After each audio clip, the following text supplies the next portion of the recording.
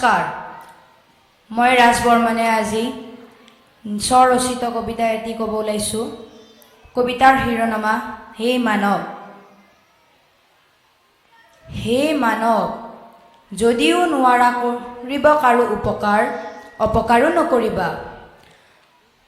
নোৱাৰা যদি কাৰো জীৱন উজলাব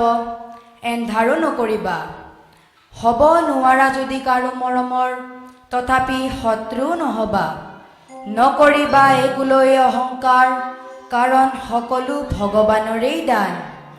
মৃত্যু যে হ'বই এইটো যে সত্য মানি ল'বা সদায়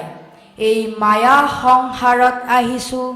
মাথো মৰম চেনেহৰ বান্ধোন মাথো মৰম চেনেহৰ বান্ধোন মাথো মৰম চেনেহৰ বান্ধোন ধন্যবাদ ধন্যবাদ ৰাজ।